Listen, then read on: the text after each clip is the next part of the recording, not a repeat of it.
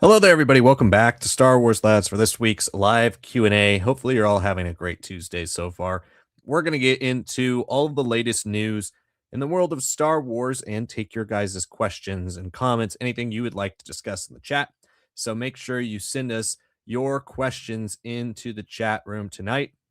We will be taking them, as always, first come, first serve, two per person, then cycling back through to the third and fourth questions from people. So send in those chats if you can. If you haven't yet liked the stream, please do so. It really does help out our channel. Can't emphasize that enough. So make sure you like the stream as well. Subscribe if you are new. If you're watching on replay, we do this every single week. Every Tuesday, we take your guys' questions and provide you guys with some of the latest Star Wars news. So make sure you subscribe if you want to join the community and be a part of that. We try to get through as many people's questions as possible in the about hour and a half show we do every single week. So if you would like to ask us something, send it into the chat.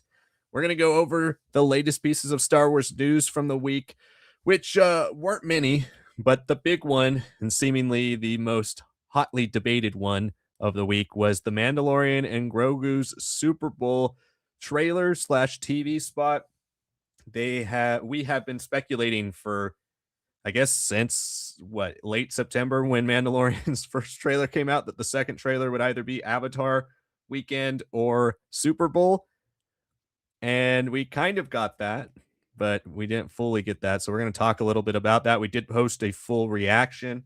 If you're interested in checking out that reaction video, you can hear our initial thoughts to that spot. And then now, 2 days later, we're going to discuss it again. We also had some announcements of some new Star Wars books and book-related material.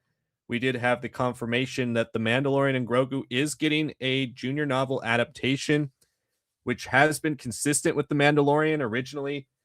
I believe back in 2020, they did announce an adult novelization of The Mandalorian Season 1 and then canceled it, but we have still gotten junior novelizations of all 3 seasons of The Mandalorian, and now we are getting one of Mandalorian and Grogu, so those must sell well in the junior novel world for them. We also are getting a new horror-inspired chapter book from Star Wars as well. We'll talk about that in a little bit.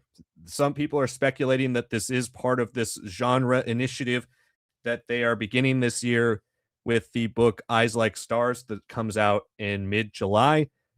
I'm hoping not, because I don't want this to be our only horror story, but if it's the first of many, we shall see. We also got the announcement that there is a new Audible original coming out for Star Wars. This one is Terror on Mustafar by Cavan Scott, releasing April 30th. And it is going to center around Mustafar, obviously, and Darth Vader and some of the stuff around that, narrated by Mark Thompson. So we're going to talk about all of those things, but I think we should lead off tonight with, obviously, the Super Bowl TV spot for The Mandalorian and Grogu. And again, you could check out our full reaction. I did kind of a review of it, and then Sonic sent me his thoughts as well. But to recap that, I thought it was a really fun piece of marketing, something that was a funny and a cool inside joke for people who watch the Super Bowl all the time. The problem is we have no marketing for this movie, and that's all we get. And I think that's the thing that people, I think, should and can agree on across the board, whether you enjoyed it or not. I think we all were hoping for a little bit more by now out of the Mandalorian and Grogu marketing. If we had just had a trailer the day before or something and we got that spot during the Super Bowl, I think that would have been really great. It would have kind of gone viral, I think, the way they expected it to. I think they were really going for something unique, something that could go viral, something that would get people talking, but they neglected to think about. I don't think there are that many people excited for the Mandalorian and Grogu outside of Star Wars circles, and that's really the only taste of the film they're giving us. And I think that's ultimately the disappointing thing, is that they seem to not be able to really read the room around this movie. They seem to be treating it almost like an Avengers Secret Wars, or Doomsday, where they think that people around the world are going to watch this movie no matter what. And all we have to do is give them little tidbits at a time. This movie comes out in 2.5 months, and we only have one trailer that didn't tell the story at all. We have now a TV spot that obviously doesn't connect to the movie at all. It's more of a parody of past Super Bowl trailers. I think ultimately that's the really disappointing piece of the Mandalorian and Grogu marketing so far. If we get another trailer, this week, if we had another trailer, if they dropped another trailer on the day of the Super Bowl, all of that would have, I think, assuaged a little bit of the disappointment around this spot. But just continually, whether it was the timing of releasing the last trailer or this TV spot that doesn't have really anything to do with the actual movie, they just continually seem to be mismarketing this or afraid to show footage, something in that realm. And that's what is starting to get a little bit concerning because even when we compare this to Solo, Solo didn't start its marketing until Super Bowl weekend, and it's coming out at the same time. It came out at the same time as Mandalorian and Grogu, but Solo at least dropped a full trailer. This has really a lot of work to do to get people back on board, and it generally seems like you're either in the camp of yeah, that was really fun, or in the camp of people who really did not like that spot at all. But Sonic, now a couple days removed from the Super Bowl, what were your thoughts on that TV spot?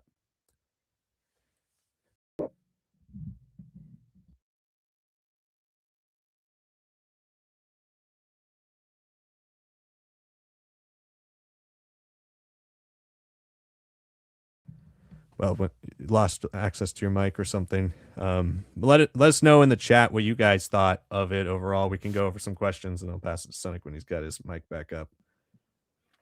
Can you guys hear me now? I think it should We be can good hear you here. now. Yeah, my thoughts have not changed dramatically from where we were at, just 2 days ago. I think the issue for me is, like you said, it's fun. It's the Clydesdale ads of Super Bowls past, but I'd also argue to a degree that even going for something like that is a little outdated, especially for the target audience of Mandalorian and Grogu.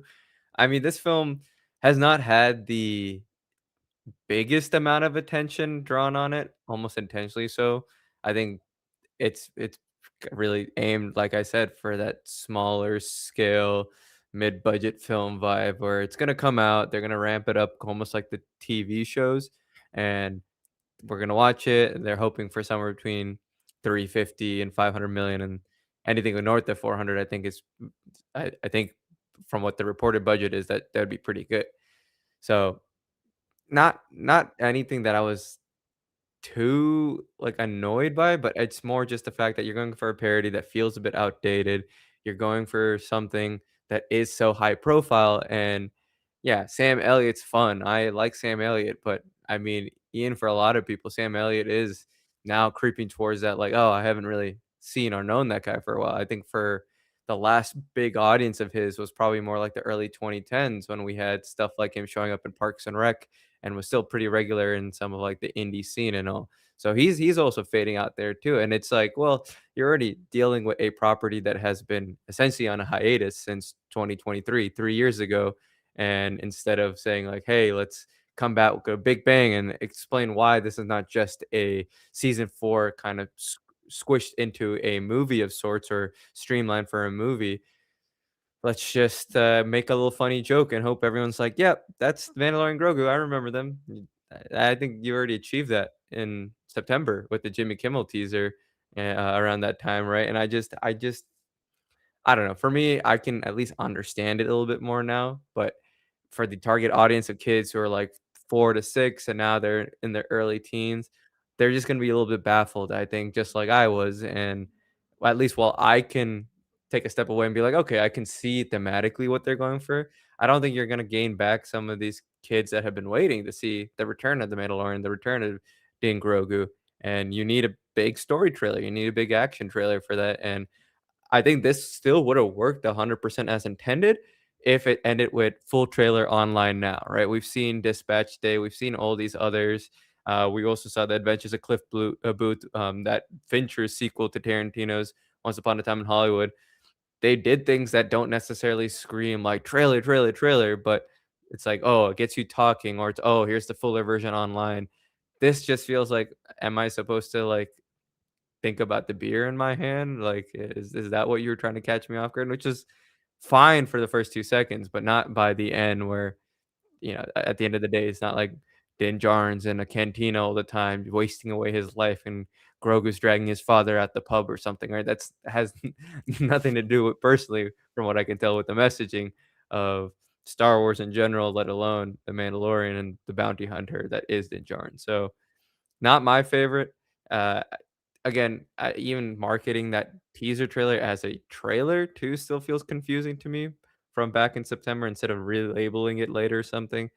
You need to come out with something that just feels like a nice bam, like a good heavyweight punch, like a reminder, like, hey, Star Wars is back, guys. It's been 7 years, and you're not necessarily looking forward to this one as much as Starfighter, but if you're a Mandalorian Grogu fan, this is what's gonna like give us a real strong kick in the gear and get us all really excited for the future of the Mandoverse as whole. And ever since the title announcement of The Mandalorian Grogu, they just have done things that have caught people's attention and not in the best way. And I think that's where the frustration lies, that this doesn't feel like another one of those where, at least if it was a trailer that people didn't like, at least you could say, like, hey, it's still a full trailer. Like, I think a big one, for example, there was like that first teaser for Lord of the Rings of Power. A lot of people didn't love certain things about the CGI, didn't love certain things about the trailer, but it got you talking well past the first or second day.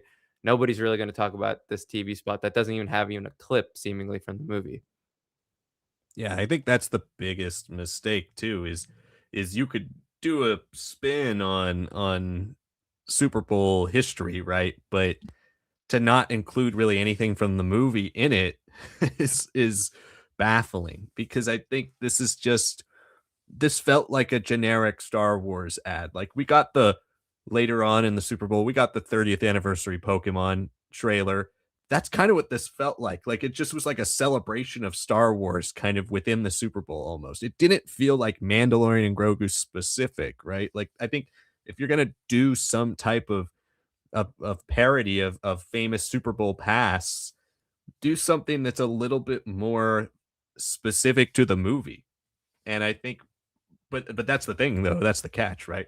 We don't know what the movie is. Nobody knows. We don't know anything about this movie, and it's 2 months out. Like, at least when you have a Solo movie, right, the title kinda speaks for itself. It's about Han Solo, so you don't really need to know the exact plot. You just know it's the origin story of Han Solo. Mandalorian and Grogu takes place after Mandalorian season 1 through 3, but we don't know what the difference is between Mandalorian and Grogu and the Mandalorian TV show in terms of plotting. Is it the exact same thing? What are they doing? All we know is stuff from leaks. They haven't released really anything about this movie, and that's what's really strange. And I don't know. At this point, it's going to be a random drop when they release new stuff for it. It will be. The only new check mark we have is maybe Hoppers in March, but I don't think there's exactly a direct correlation between the audience that's going to Hoppers and a trailer, right? I'm sure they're going to want a new trailer in front of that movie, but is it a big enough movie to put a trailer for Mandalorian Grogu in front of? Probably not, as a specific marketing ploy. So we'll see. It just continues to be a baffling story around this film, that they just are not putting anything into it, and it really does feel like they're afraid to show some footage. I don't know why. They've shown footage for a year and a half. We saw footage at D23 in 2024. We saw footage at Star Wars Celebration in 2025, in April 2025. So the earliest they released footage was August 2024, and now we're approaching mid-February 2026, and the most trailer we have is a montage trailer, or the most footage we have is in a montage trailer. That's it. That's what's really strange. We don't have any marketing for this. There's barely any stills. There's barely anything. I think that's ultimately what's disappointing. Is we heard Doomsday was sitting this out. We heard Spider-Man was sitting it out. Disney had really one movie to push in their next 4 months, 3 months of films, and really only one. Hoppers is going to be what it is. I don't think Super Bowl marketing is going to help Hoppers too much. It's going to be a word of mouth thing or a Pixar loyalty thing. I think reviews will be the thing that helps Hoppers the most when it comes to box office. But when it comes to Mandalorian and Grogu, reviews will help it, sure. But my argument still is that it has such an uphill climb with how many things are coming out after it, that it needs to kill it opening weekend, and it really needs to kill it in the first 2 weekends. So if it doesn't do well in the first 2 weekends, it's screwed. It's got so much competition after that. It can't leg out, a 6-month or 6-week run at the box office. So we really need some marketing soon for Mandalorian and Grogu if it's going to do well, and hopefully they deliver on it. We do have some chats specifically about Mandalorian and Grogu. We have, let's see, Critical Thinker says, not vibing with Mandalorian and Grogu Budweiser parody. My assumption is they're trying to get parents on board with the parody to bring their kids and hope kids get excited over the Toyic character. But for Star Wars' grand return to film after 7 years, which is already so lacking in general audience interest or even fan hype, this is a baffling direction. I couldn't agree more, Critical Thinker. It really is just strange. Again, like, I think the general idea here is a fun one, but it's just something that you don't do when you have no other marketing. People are excited for a trailer. They've been building up to a trailer for this movie, and they not only didn't give the people anything that they kind of led us to believe we were getting, but then we get a parody of that. Like if they did a 30-second TV spot and that's all we got, but it was clips from the film, I think people would be disappointed, but they'd be generally a little bit more interested than some type of parody of Budweiser ad that they could put out for any time of the year. That there doesn't need to be a Mandalorian movie coming out to put that out. And I think that's the most shocking part of this decision. Yeah, I mean, I'm in the same boat here, critical thinker. Just why go with something like this at this time in this format? And I know what I've read online, that comments from their marketing, like we just felt like this is a really creative idea that helps jumpstart our marketing. But sometimes the wrong thing, like, is something that's so obviously the wrong thing can also work in your favor. This is just something that feels like, okay, they almost did something right, or they almost did something totally wrong. It just feels like a very disconnected thing, and that's where it lands for me too. It feels disconnected even from the teaser, right? If you wanted to go for something cutesy, right, for the kids, you could have brought back, Babu Frick's aliens and Zellans that we see with their little speeder thing that they're gonna have, or hovercraft thing that they're gonna have in the films, and you can center it around like a scene of them with Grogu or something. You don't have to do something super big, right? Like you could have had at least them show up in this TV spot, and I think you'd be at least continuing the really cutesy vibe. Now, the whole parents bringing their kids to theaters because this is like a Budweiser Super Bowl ad, sure, would be fine, but like we said before, ad at the very end, full trailer online now, right? Like, if they had had a proper trailer and they just didn't wanna spend the money per se on, like, trying to have that TV spot, I'm okay with that. I mean, I think this would be, like, a good thing to be like, "Hey, we wanna do something fun and creative that makes you hooked for a second." You're like, "Wait, I need to see what's actually happening." And then bam, at the very end, there's the real thing there, it's just you have to go online. And drawing any attention away from the Super Bowl, right? That's usually a victory for a lot of these guys. Like, yes, you can say Super Bowl trailers, that's where a lot of the eyes are, but if you can draw eyes away from it too, you've taken away at least 2 minutes from general audiences, from other trailers. It hurts your competitors, right? It would have been a much more like a heavyweight swing from Disney if they're like, "We want you to enjoy this 30 seconds, but the real magic is on your phones, it's on your TV screens, on a different app, it's on your computers, and then the discussions that you'll be having with your Super Bowl party or at the bar," or something like that, right? That, I think, would have been much more of an ambitious swing, and you could have still done a fairly small trailer. It doesn't even have to be something massive, right? Maybe just a couple action sequences cut to super well together, or just the very outline of the story without having too many scenes, right? And it's more just standing and talking, just getting people an idea of where we're gonna be once this whole marketing starts off. And since this doesn't, again, feel connected to that first teaser, which again, I still don't know why they don't call it teaser. It is definitely a teaser. It's not a full trailer. If we had some connectivity between this TV spot and this, then people would be like, "Oh yeah, that seems like an extra couple seconds from the trailer there," or like, "Oh, like at least we know now these alien characters of Babu Frick species, the Anzellans, are going to be a huge player for Grogu, and we'll get to see a little bit of their dynamic, even if it's not 100% what's going to be in the film, right?" Stuff angles like that, I think, should have still been incorporated even with this TV spot, regardless of what version we got. And instead, it just feels like, and more likely, it was two very different teams cutting it, and this was done more in-house, and the Disney team was like, "Yeah, this seems like a fun, cutesy thing to do, and also a fun thing for the parents and the grandparents." And it's just like a multi-generational move like that has to land if you've done a bunch of other things before it, or you're leading into something really big immediately after, and we just haven't gotten that. Yeah, I agree. I don't know. Again, and I like this trailer. I feel like I'm coming across too negative. I like this. I think it's a really fun piece of marketing. It's just the wrong timing. They did not read the room when it came to this, and I think that's the biggest misstep, and it continues to be the biggest missteps within the marketing for the Mandalorian Grogu. Is they keep doing stuff for this movie, not reading the room, and ultimately it's not satisfying really anybody. Because again, if we had a trailer, if they decided to drop the trailer on Saturday or Friday, I mean, they could have dropped the trailer a week ago with Send Help. That's a Disney movie. If they dropped the trailer with some type of project and then reiterated, go watch the trailer again for the Super Bowl and did something like this, that's where the viral part of the creativity of this marketing would have taken place. But it ultimately kind of goes into that was it territory, which is exactly what I texted Sonic when we were waiting for the trailer to come out. I was like, that was it.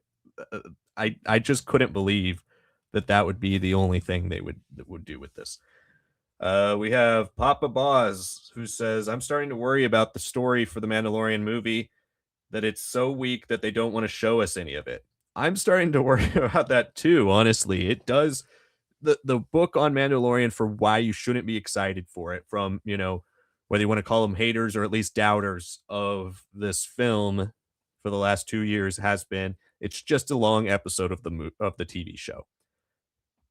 And I think as more optimistic Star Wars fans, both of us have kind of been like, there's got to be a little bit more to it that to make it a movie than just a long episode of the TV show, whether it's spectacle, whether it's the start of a new plot, whether it's a push and an attempt at least expanding the universe, at creating a new real driving force for the New Republic, creating this as a time period that's a must watch instead of a TV timeline. It's a must watch movie timeline. It felt like there had to be something more to that. But it really does just feel, as we get closer and closer and closer, it is just an episode of the TV show extended. And it's going to do the same stuff you've seen in the TV show. And they haven't quite figured out how to market that to where they're giving you the spectacle of a movie in a trailer, mixing it with why you should see it on the big screen. And I think that's kind of evident by what we've seen so far from it. And but the weird thing is, the most cinematic thing they have shown from this movie was in a Star Wars Celebration and D23 trailer, which was that hallway sequence with the snowtroopers on the AT-AT. If they put that out in one of the trailers, I mean, granted, too many people have seen it now to make it like the centerpiece of your trailer. But if you showed something like that, that's the most epic moment I've seen in any footage from the Mandalorian and Grogu. But they still haven't released that, so it's just very strange. I don't think this movie has any major surprises to the point where they're holding back on what the story of the movie is going to be. Like, I think the story is not going to be some gigantic revelation. And obviously, what are they going to reveal? It takes place in the New Republic era, where we know, ultimately where that ends, and we know where it begins. So it's not like they're going to have some major twists that they've got to reveal. If they have some types of cameos and stuff, that's going to be at the end of the film anyways, so they won't show that. It just doesn't make much sense, and it is continually getting more concerning that they just don't know what footage to show. It's almost like they would rather try to go viral rather than show actual pieces of the movie. Yeah, I kind of want to bring up what Nugget 4344 said of this feels like a case of everyone at Lucasfilm knowing the entire plot, but not realizing that nobody outside of their circle knows a single thing. Yeah. The Lego and Zelen ship got leaked. That shows how little we know about the show and or the film, right? I agree. I that does it does kind of seem like we know and we're so excited for it, and this is what we have to show them because this is the trail that we're gonna leave behind for people to catch up to what we've seen and what we presumably enjoyed about this film. But yeah, I don't know. I don't find that very convincing of an argument from their Disney marketing team. Like, we settled on something that had some, like Liam said, maybe it is a fun little piece of art, right? But it's not marketing to me, right? It's not really like anything that makes me go like, "Oh yeah, Mandalorian and Grogu. I'm sat first day. I'm so excited. My whole no, nothing about it screams that way. Even the teaser, at least that did something for me. Even though I felt like, yeah, you need to do a little bit more. I felt like it was a little bit cut, a little weird. This I'm like, "Okay, this one is super well polished, but what does it mean?" Right? Like, I didn't really connect with it, and like Liam said, he I was actually, like, in the bathroom, I had just gotten up, and then he texted me, and I'm like, "What do you mean I missed it?" Right? Like, a whole trailer, and then I checked it on my phone, I'm like, 30 seconds, right? Like, it's just, very, very strange. I was hoping maybe this would be something like they're trying to force people to be like, "What? That can't be it. Check online's version." And then there's Yeah. like an extended version or something. No, nothing of that matter, right? But Yeah. yeah, like you said, Liam and Nugget, like, yeah, things have been leaked that people have been excited for that we know more about than the official marketing has suggested that we know and should know at this point. It's really weird. I'm not gonna deny that. I don't know if I'd say, like we were saying, Papa Buzz, like that it's so weak. I think Liam and I both being optimistic about this film, both knew it wasn't gonna be anything that was gonna be huge plot wise because going for that more serialized format didn't really work for season three. Again, I'll blame more of that on the structure ordering of episodes and especially in Book of Boba Fett having Mando 2.5 stuck in there because they couldn't trust audiences as I was saying, I just don't understand why Mando 2.5 had to happen, why they couldn't trust us for just simply an extra year, just, hey, like, the characters have to be separated, like the end of season 2 implies, and let's focus on Boba, let's focus on the other cast of characters, and when we return to them, it'll be a little separate at first before we come back together. I don't know why, like, that had to happen in the first place, and that hurt season 3, regardless if you liked it or not, and because, they had to just continue and forge forward, and now with this film, you're like, "Is it a season 4 or half of a season 4? Is it in a whole different story?" Like, I don't know. It's hard to really guess at this point. I think the closest thing I could say that could be a comparison, and again, I've always been going to it, it's the '90s Star Trek films, right? And once Next Generation ended, they finally got to do their own films after the original series cast kind of finished their whole set of movies and what fun they were having on the big screen with the Next Generation sets. And yes, there were generations. I'm gonna ignore that. That was just Spock, not Spock, Picard and Kirk together, and has nothing really to do with the story of the universe at that point. But the next one, the one that's the critically acclaimed of the 4 films that they ended up getting, for Star Trek Next Generation's cast was First Contact, and I haven't fully seen it. I've seen a lot of it as a kid, but and I'm trying to jump into Star Trek these days, but one thing I did read about is that that plot element of the things that happened in that film then became things that were continued in Voyager, then in Deep Space Nine and stuff like that.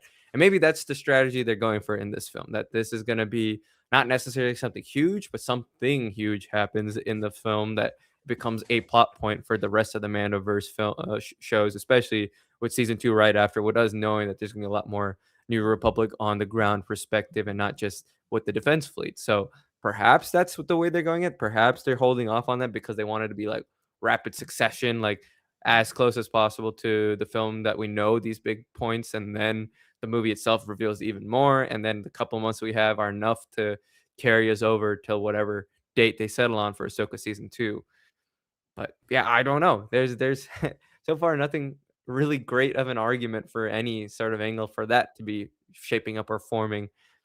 Just an annoyance at this point, but, hopefully, and as always been the case anytime we do these Tuesday streams, we'll see something on Wednesday morning that was big, and we'll be like, "Great, you could have waited an extra week till next Tuesday or been, just 24 hours earlier, and we would have been able to cover it right away," but, that's just how things are, so Yeah, I mean, we'll see how it is. I think they don't just make this big swing and make a conversion without realizing, like, hey, at the end of the day, this is just going to be a semi reboot, going back to season one, two vibes. People don't need to know too much to be able to catch up, and it's not going to be too huge of a story that you feel like, oh, I watched the show, I didn't love season three, so I dropped continuing it, and now you're telling me I have to be drawn back in.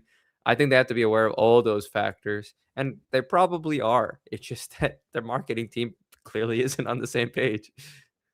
Yeah, exactly. And I mean, I think the gimmick of TV show to movie has kind of worn off in the era of cinematic TV, right? We've gone to the point where with the advent of streaming, people now expect a cinematic quality to their television in a way they never did before, in a way that only really HBO used to deliver, and then sometimes Showtime would deliver, AMC for a little while would deliver. But oftentimes you didn't get a cinematic quality to your TV. So for the Star Trek example, that there was a synergy there because it was like, wow, it's graduating to the film. And so you would have an important plot point in there that would play into the TV because everybody's going to go see the movie, but not everybody's going to watch the whole show. It's like with the Mandalorian and Grogu, it seems to be that maybe they're still expecting that synergy between film and TV, but there's a bigger disconnect than ever between the two mediums because some people prefer the cinematic quality of their TV and don't watch movies anymore. Other people watch movies but don't watch every TV show, right? I think it's just kind of a case of, especially with Star Wars, there's so much Star Wars out there, not everybody can have seen everything. And we're ultimately going to get to that point where this will be the litmus test. But if it is the litmus test and you want to see if this can actually be something you can do in the future, connecting TV to film and vice versa, I feel like you got to give it a shot. And it just doesn't feel like they're giving it a shot. They're just seemingly throwing it out there and hoping love for Star Wars, love for Mandalorian, and hopefully if it's good, good word of mouth carries it to at least some type of minor success to the point where they can justify maybe making more in the future. And it really would be sad if their true end game is just to reboot and jumpstart the TV part of Star Wars, because that would just be so underwhelming compared to what it felt like this movie was going to be when it was announced. That would be almost like a 180 from the feeling of like Star Wars coming back to cinema for the first time in 7 years. It would be a 180 if it was just a way to try to reboot interest in their TV shows. So we'll see. It is all around disappointing. Like Cynic said, we're probably going to get a trailer tomorrow, and then this whole rant will be for nothing. But it is a disappointment nonetheless that they couldn't use such a captive audience to really build hype and love for this film. It just feels like this film is completely falling by the wayside. I mean, I guess to be fair to the project at large, they haven't really started promoting almost anything else that they're releasing this summer either. So it's really kind of been a film by film basis for their marketing. We haven't gotten really anything from Toy Story 5. We haven't really gotten anything from Spider Man. I know that's not fully their movie, they're not the distributor, but they're a part of it. We haven't gotten anything for that. We haven't gotten anything yet for Doomsday, and that was really, built up like we were going to get this huge trailer. It seems like with maybe the restructuring at the top from Disney, from Lucasfilm, the fact that there's so much turnover right now, maybe they are biding their time and kind of waiting to see how the new strategies go into effect.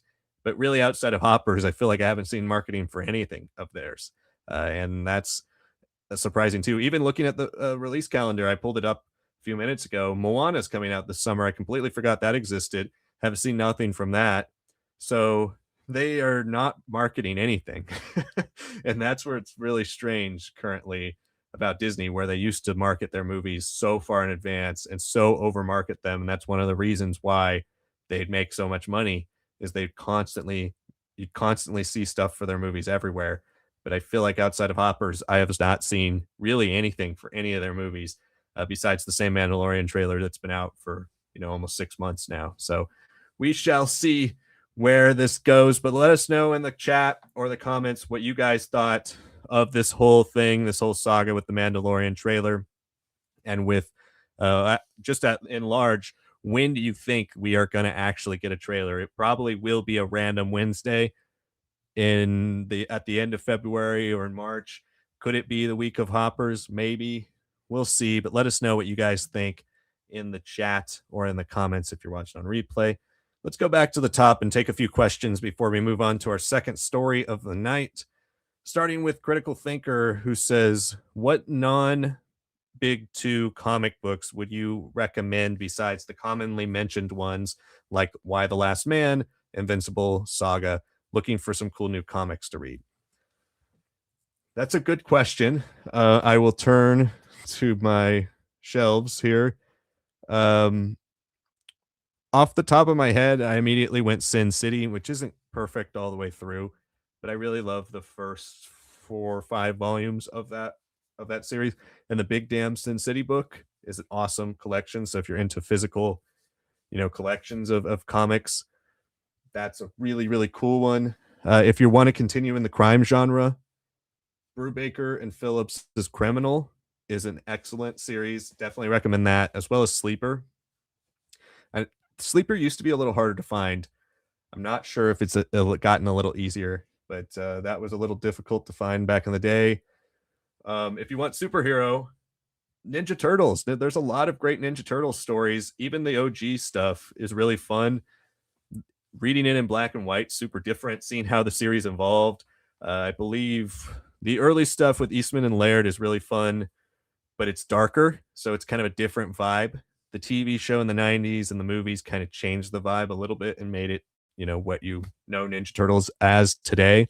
That's a good series, as well as Hellboy if you're interested in superheroes. Awesome stuff with Hellboy.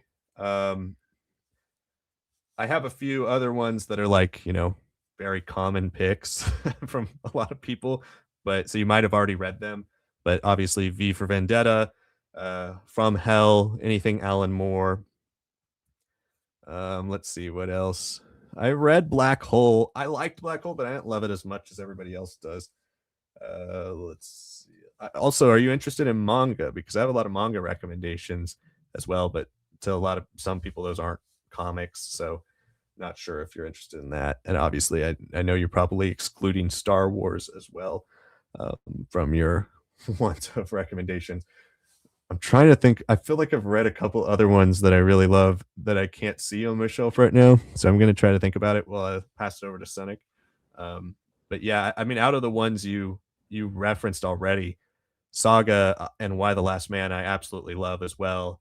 So if you haven't read those, you should definitely read those. I mean, obviously Invincible too, but I don't think about Invincible as much as like a non-big two, even though it is, but because it's superheroes. So, but yeah, definitely check all that out.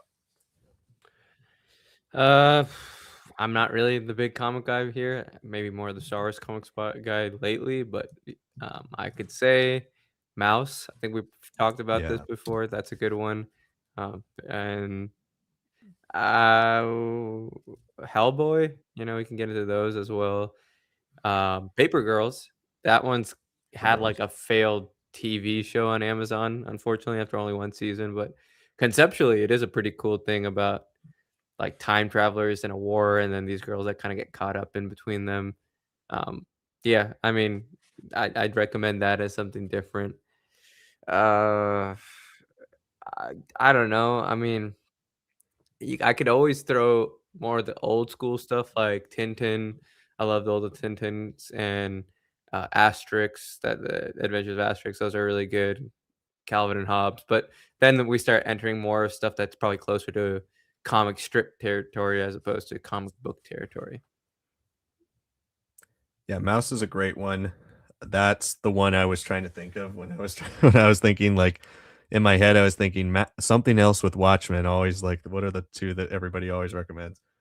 Even in Big Two, like there's a lot of non superhero stuff that DC especially has published.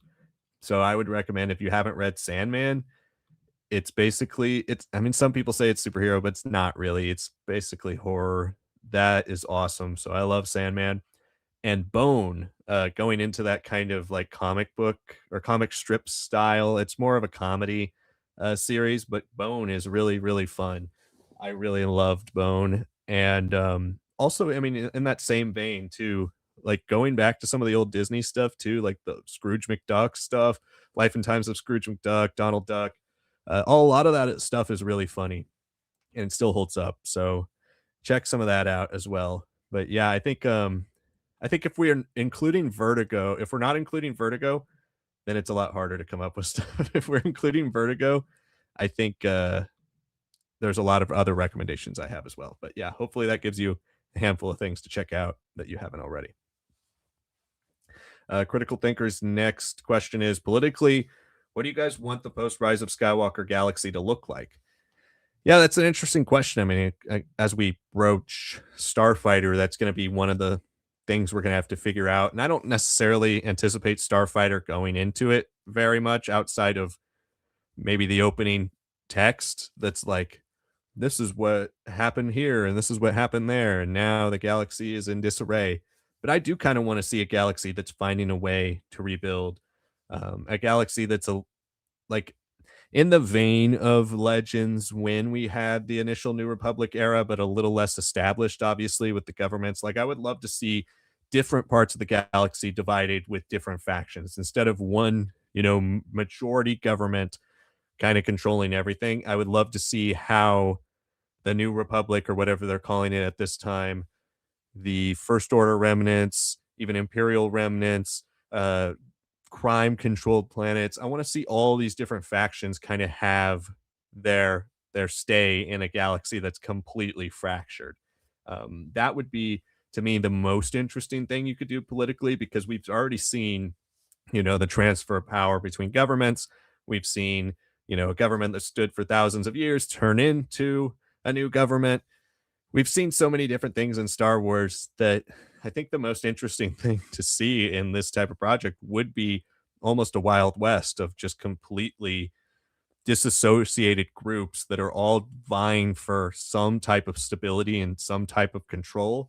But there's larger forces at play that ultimately kind of dictate whether each planet is now controlled by a good force or an evil force, and we'll see ultimately where that goes throughout the series. But I think something where it's a little bit more Western goes back to that root, those original roots that we kind of got a feel for on Tatooine, but never really saw past the original movie. Something that really just feels like every planet you go to, you never know who or what you're going to run into. I think that would be pretty cool.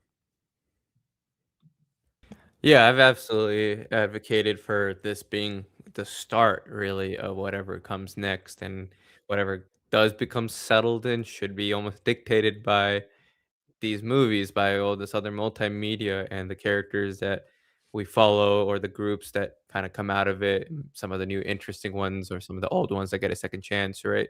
So I think you've asked a variation of this question, but yeah, absolutely having factions like that.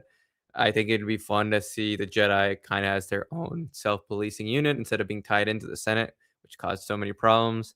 I'd love to see, in a nod to later EU, especially the Corellians, kind of just be annoying everybody and wanting to do things their own way, maybe get some of their own green Jedi back or something. Things of that nature. Some remnant of the New Republic that isn't quite resistance, but as maybe the survivors, where like from some financial planets, some wealthier off core planets and stuff like that. Um, yeah, I don't know.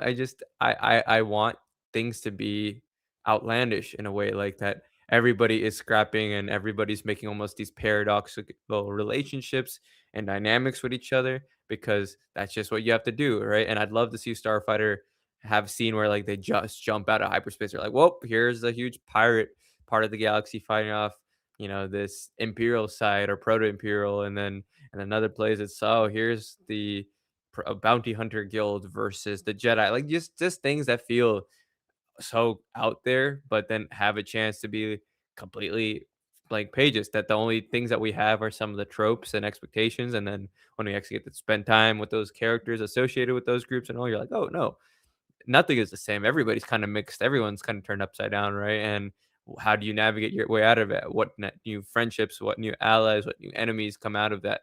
So that's how I'd want to look at it. I think that's where Starfighter has a lot of potential. I think that's where, if it succeeds, we can have a lot of these sequel characters also get the proper sequel storylines that they wanted to have, right?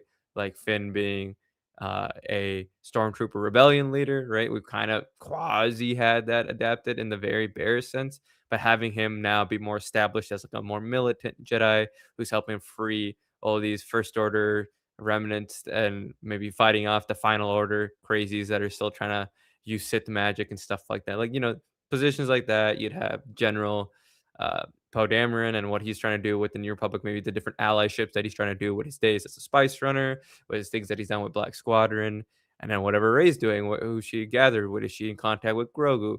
Like, is she just more on like a spiritual journey because she's chasing after Ben, and that's what's kind of taking her way out of this whole conflict, and that's what's kept things so unbalanced and almost equal for everybody to at least claw back a little bit of territory, and then 3 months later lose that same amount of territory and even more, right? Just that constant flux, right? Maybe that's where the hunt for Ben Solo in some ways is being adapted. Things of that nature. Just everybody should be doing something that is unique to them. And that's what causes things to be like, a lot more parliamentary about the Star Wars politics as opposed to how things have been, for the most part, American structure-wise, even with the US, even with the Galactic Senate, just because it's an American saga. I'd love to see them have to like forcibly make more long-standing partnerships with groups that they don't necessarily want to. And I feel like that would also line up well with what people loved about, especially the Bantam era of EU, of like the different factions and the different bounty hunters, smugglers, and all that that really helped give the New Republic the edge over all these different warlords. So going for something like that, I think, is a smart move. Next up, we have Brandon who says, non Star Wars question. Do you think Supergirl's movie could show flashbacks of the destruction of Krypton similar to Woman of Tomorrow, based off of Puppy Crypto's teaser from the Puppy Bowl? Absolutely. I think we are definitely going to see destruction of Krypton through this movie because it's such a central piece of that specific comic. Uh, Basically, it's the basis for the entire emotional arc she goes through in the comic is that she remembers the destruction of her home, her parents, everybody she knew and loved, and Clark doesn't. So I think we're going to see that. Hopefully, it's done in a way that's really compelling, and I think we are going to get a version of this story that's maybe a little less somber than the comic, which to me isn't necessarily a bad thing because I thought the comic at times is a little overbearing, but that is top typical Tom King. But also, I hope it takes itself seriously enough to pay the true respect to what is great about that comic and the emotions that they really do dive into with that character, a character who has been fairly surface level her majority of time in publishing. So I absolutely 100%. I would be shocked if we don't see Krypton's destruction. Yeah, I mean, I like what they did with the TV spot. I think there was a big criticism online that had really started forming up of like people are like when they see Project Hail Mary, they're like, "This is the color palette that we were promised for Supergirl, and this film has it instead." I think this TV spot did a good start to like opening up things again. Yeah, I don't think the palette necessarily for Krypton has to be some beautiful, rich thing, right? But we did start seeing a little bit more colorful lasers, a little bit more of our action, and I like the kind of the moody, almost ethereal lighting to everything that's happening on Krypton. I think it'll work really well, especially if Brainiac is that villain, right? That and the storyline they're going for that there could come into play. So yeah, is he going to be the Kryptonian version of it, of the AI turned bad, or is he going to be more the classic version with the Bottle City? And like I don't know, it'll be interesting regardless of how they do it, but I think this TV spot was more kinda doing what Mandalorian and Grogu tried to do with the cutesy factor of crypto, of a baby crypto. Absolutely gonna have so many more sales. They had a new poster come out of it too, and I think this worked because at least we've seen a trailer, we understand the tone of it, then this film works as a foil to what we saw in Superman, and I think when all things are done and said about this film, I think visually it'll be very clearly superior to what we got in Superman. I'm very glad to see that Man of Tomorrow is gonna have a different cinematographer. I'm kind of over like the fisheye lens Superman, um, Guardians of the Galaxy look that they've kind of been going for any sort of flying shots. And I think the color grading already for this, while it looks so far duller, I think that's more of a case of just the areas that we have seen so far in the scenes, and everybody's saying no, this does adapt large chunks, if not the majority of the comic, and the color palette is going to come into play for sure. Brandon's next question is, what do you think about Disney wanting to remake or make Pirates of the Caribbean 6 with a new story about Jack Sparrow's son and Margot Robbie, but without Johnny Depp as Jack Sparrow? Um, I think it's a bad idea. If you're gonna make a sequel to the Pirates of the Caribbean movies we've already seen, I think it would be smarter to just go with all new characters or go with Jack Sparrow. It's getting very tired. The kid of this person, and this character's son and this character's grandson, and like I'm just kind of over some of that stuff, especially for franchises that don't have a history of lineage, right? With Star Wars, it's kind of something you expect. It's always been a saga, a family saga.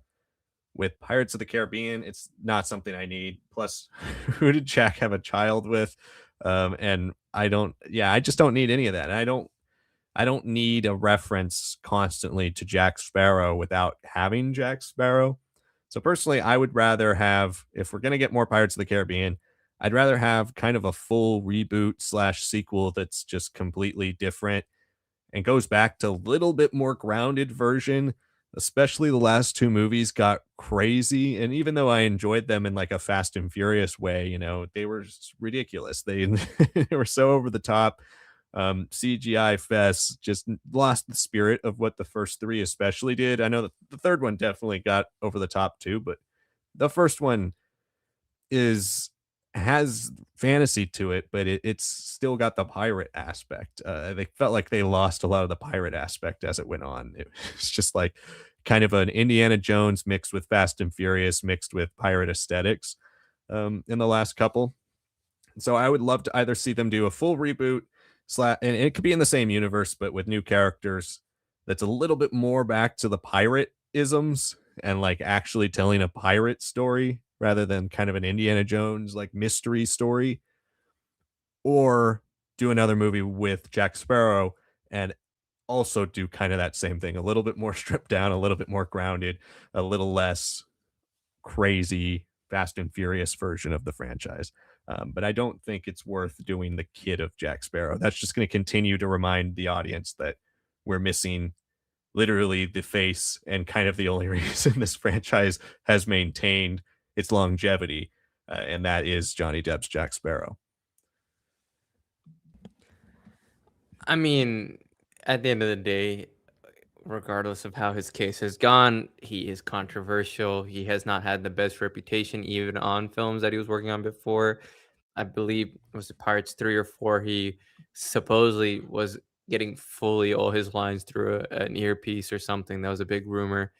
He's he's not the Johnny Depp of Black Pearl. It's just unfortunately the fact there, and, he had a chance with Grindelwald, and then that didn't pan out, and the second film was just boring, and I think that's probably the bigger issue than anything else. He didn't have anything that, like, gave him leverage or footage that says, like, "Hey, this is still Johnny. He's just, maybe in a slightly rougher patch." It's just like, no, this is just everything that he's kinda become. Um, as far as what we could see from 6, I can only attest to having seen the first one. I know that the CGI of everything in the second and third are so well beloved. I just saw Light and Magic season 2 a couple of weeks ago, and just hearing what Gore had to say, how he pushed ILM, all that's really cool. But it was very telling to me that they didn't really talk about 4 and 5, and it's just because those movies are just they're just CGI as it's kinda turned into these days. It's just a huge push to do it quickly, cheaper, as fast as possible versus those films, like, to pull off a full octopus body, a head, full possession, the curse, and everything, right? You have to spend time and go with the best, and it shows even today how well it looks and how it probably really serviced those films. So when it comes to 6 and from what I've seen, the clips of between 1 and 5. I mean, like, like, 5 does insinuate that they finally have come full circle and we can fully understand, get the original trio back together and just with these new characters, but then now you have to deal with 5, 6 characters, 3 who have already kind of been done, all right? But now we wanna see what happened in between. They kinda run into that sequel issue of, like, what happened in the last, like, 10, 15 years for 2 of them, and why were they separated? And then these original characters are just not as appealing, unfortunately, because unlike what we saw with, like, a Ray, Foe, and Finn, where there were still at least differences and still had interesting enough starts to their storylines, from what I've read and what I've seen of the characters in the 5th, they're remixes of, like, their parents, they're remixes of the characters in the first 3, and they're not like, they don't none of them really have a standout moment other than, like, a physical joke or something, right? And I think that's really the bigger problem here, and if they really wanna do Margot Robbie, I know they've been talking about her for a while as, being the new lead. I got no problem with that. I think Margot Robbie will sell plenty of tickets. That's not really the issue here. I think she's kind of broken out recently of that issue that she's had of only having big cinematic movies or like one, auteur filmmaker really push her career forward every couple years. And I think now she's reached a nice little stability. And I think some of that comes to being a much better producer these days, having the experience behind that and knowing how to pick her projects, knowing how to elevate the projects that she works on. And could she do that here? Sure, but I think that you also have to go for a much better director. The director who did the last Pirates did Tron Ares, and Tron Ares was heavily produced by Jared Leto and has so many elements that were cut out of Legacy. And while I liked it enough, it's definitely an inferior film that just was like a better performance overall because it had such strong visuals. Nothing about Pirates 5 ever got any of that sort of acclaim or any sort of discussion about something being so good or so bad, right? So yeah, I don't know. I think you have to change that too. Maybe bring back Gore, especially with how much passion he has for this franchise and how you push the franchise forward. Maybe just rein in some of his sensibilities. He was only the director for 2 and 3, right? He wasn't the director for the first. I thought he Uh, was the director for the first. I don't remember. Gore I feel like Verbinski. yeah. Pirates. Yeah, I'm pretty sure he was. It was Okay.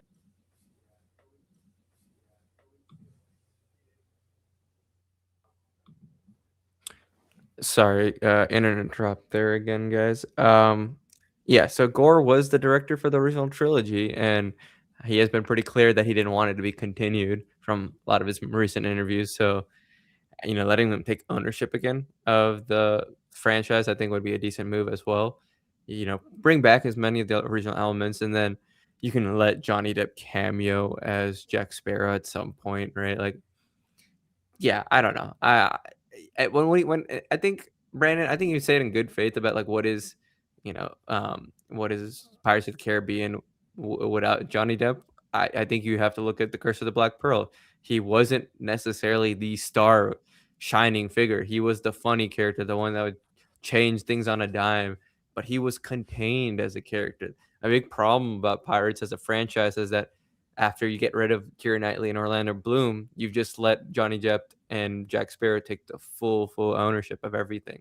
And I think that's a frustrating mistake because you're still trying to build a world around them, and Johnny's world is from a very specific point of view. Whereas you had such very interesting points of views for Kira's and Orlando's characters, and you had the British military and the West Indies and all that. And I don't know, it's just a shame that he's become a caricature of himself, become flanderized. It could work. I do think it could work, but I just don't have a lot of faith that this is the right way to do it without having, a lot more of the original creators. And frankly, I think you need to also just make like a whole story group if you're gonna really continue Pirates into the future and make it a sequel. Develop the world, right? Nothing story wise has been important other than feeling like side quests and side stories since the third film and arguably since the second film.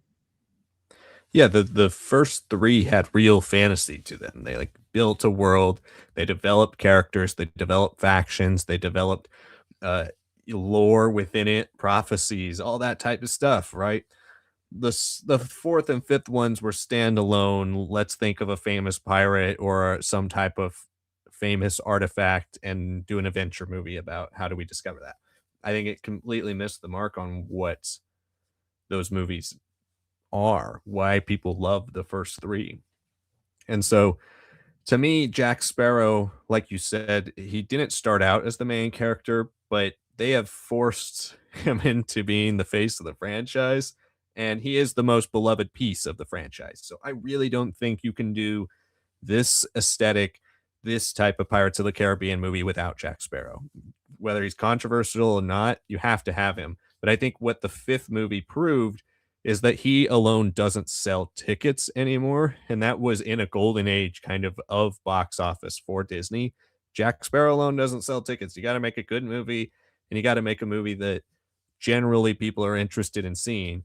And they didn't do that with the fifth one. So, Jack Sparrow or not, you kind of have to still go back to the drawing board and come back up with an idea that's interesting enough and hopefully has some legacy to it rather than feeling like just one standalone entry just to get the Pirates back in theaters.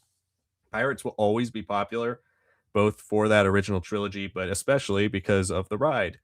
And that's why I think there's still room for stories there, but you have to come up with something different and it has to feel different, whether it has Jack or not.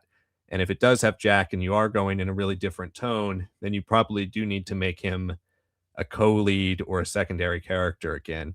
But I just don't love the idea of a son. I think that's kind of cliche. But yeah, thanks for that question. Next, we're going to go to, I believe, John Cena, who says, hello there. Hello there, John Cena. And then Nugget, who says, with such a low budget, this film will no matter what profit and have that, oh, look, our film made huge profit badge. But it could just be a case of filler from John. He can't create without Dave. Ooh, I don't know if I'd say that specifically about John Favreau. He basically created the first season without too much involvement from Dave Filoni. I mean, Dave Filoni helped, obviously, but it was his baby. And we've seen some amazing stuff from John Favreau in film before. So I wouldn't go that far. But I would say that the movie, as we go on, starts to feel more and more like a stopgap, more and more like an attempt to just see if Mandalorian alone will sell in theaters. And if it doesn't, then they're going to go back to TV and keep going there. But I think one of the reasons I have had such high hopes for this movie, regardless of never being that excited for it since they've announced the film coming out, is the fact that John Favreau is directing, because I know how great of a director he is and how great a lot of the episodes of the show itself have been when he's directed them and how much better they ultimately are, at least visually, when he directs them. So there is just something about having a filmmaker like John Favreau that immediately gives me confidence as a moviegoer. But that's where this is so concerning, is just the fact that you have so much talent behind the scenes with this project. You have characters that people know and love, and yet you still don't want to show anything for it. That's where it's concerning. But I also don't agree that it's a guaranteed profit. We haven't seen anything post COVID be a guaranteed profit. And I think this is also another one of those movies that very well could, if they don't start marketing it, make 50 million opening weekend and then end up pulling in like 150 or less domestic. And if it does that domestic, Star Wars has always been way stronger domestically than it has been internationally. You're looking at a 300-ish million dollar worldwide movie, maybe less. And if they don't pull in at least probably 350, they're not going to make money on this. So uh, that's that's where it just kind of doesn't make sense. Is like, yes, Star Wars has never bombed that far. Solo has gotten close. Solo was almost a $400 million movie worldwide. But Mandalorian, I think, with the fact that it's been 3 years since a new season, with the fact that the last season was not good, with the fact that the marketing and a lot of the stuff around this movie has been controversial, it has now an even steeper climb, because I think people in today's world, since we're all connected, since people love YouTube shows like this, since people love listening to their favorite, content creators' opinion, people will listen to the narrative of like, oh man, this movie is going to suck or this movie is going to struggle. And now people will be on board and interested in seeing if it fails. And so you have now, with this type of move that they just made at the Super Bowl, now an even steeper climb to getting those people who might have been on the bubble, who are into that type of stuff, who are now wanting to see it fail, convincing them to be a part of Mandalorian and Grogu and going. And I think ultimately reviews will be that deciding factor for a lot of people, but you're still going to have to convince a lot of people who are on the bubble now why they should see this.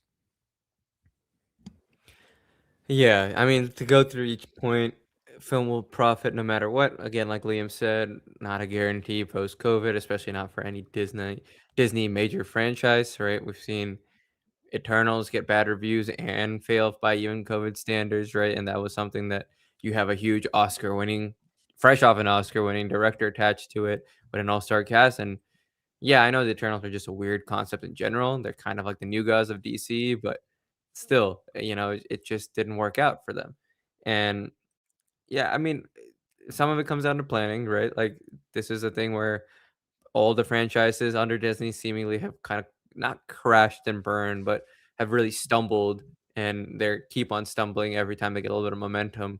And now, seemingly, since Iger's return, since the pushback against Chapek's decision of quantity over quality, seemingly, right, it does seem like things are perhaps going in the right way.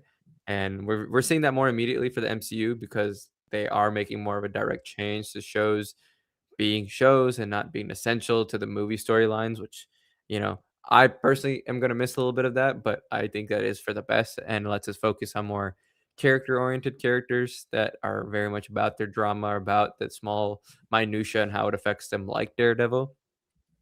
But yeah, we still haven't seen that fully for Star Wars yet because this is not them saying like, "Oh, let's pump the brakes and then take some time and then almost semi reboot Mandalorian on TV screens." It's like, no, let's push our biggest star out to the biggest screen possible because that's where we make money. Because we've seen that in Moana too. We've seen that in all their other TV concepts turned films, and this was going to be their biggest test. Can we take something that already feels very cinematic at a TV level and then bring it up to another stage in the filmmaking process? They're not using as much of the volume. We know that, but it still is a pretty heavily used tool for these films to keep budgets down. And we know that they can reuse props like they have in old 50s, 60s, 70s sci-fi and under Warner Brothers and all that. This is like the one franchise under Disney that has probably a lot of reproducible, reusable sets, especially with the use of volume. But that still is more expensive. That is a lot more post production up front. And yeah, and I know what you're saying that season three Amanda was John's work. They've had the highest. I mean, I I don't know if I think they're both at fault to a degree. I think they worked better together. John came in with that gunslinger Wild West idea. Obviously, Kathleen put him with Dave because Dave had already worked with George and had changed dramatically how the Mandalorians function and their history from what we'd seen from EU authors and everything. And I know what you're saying here, Nugget, but I don't really. I'm not gonna say someone should have to know everything about Star Wars to make a good Star Wars movie, because you can make the argument that what we saw with Leslie Headland, with someone who runs Star Wars RPGs, with Yord as her main character in her homebrew RPG, didn't make a great TV show out of knowing so much about Star Wars, right? So that's not always the case. Sometimes the people who can bring something new and fresh or have an idea that just clicks right with the Star Wars formula and makes a whole new remix out of it, that's important. And I think that's what Favreau is great at. When it comes to at the end of the day, he made season two's premiere episode, and that is still the one that I show people to get into Mandalorian, right? Like not even that first episode, which was a Dave Filoni one. I don't really like that episode that much, but I really, really like the season two one. That's the one that makes people go like, "Whoa, this is an IMAX shot in a TV screen format, right? This is super cinematic, and you get to see him really just play with the essentials of the characters, right? I'm never going to say Dave Filoni isn't going to be somebody better at the storytelling of these characters with his connections to George, with how long he's been with the franchise. But Favreau is a very, very good cinematic franchise starter. He did it with the MCU. He started off the Disney live action stuff with Lion King and that whole post production pipeline there. He is someone the most well suited to making this film, and that's what gives me confidence. But clearly, marketing isn't on the same page as him, right? And when you say like John and knows nothing in comparison to Dave, a huge criticism during season three was when people asked him how many like years has passed since season one. They both were like, somewhere between 3, 4 months and 2 years. They didn't commit to anything. They're like, "Yeah, it's old 9 ABY." It's like, "What?" Like, you have to be clear about that, and it's clear that they haven't been.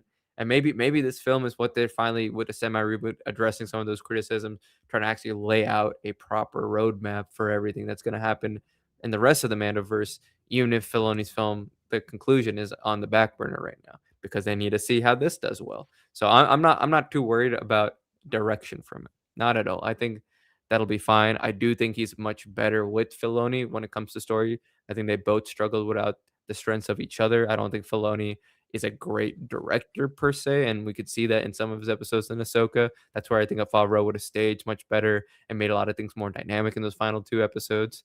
Um, like I said, again, no guarantee for profit, but yeah, I think they both can create without each other. I think hopefully those are just growing pains and shakeups and all the changes that were happening between Disney and all its IPs.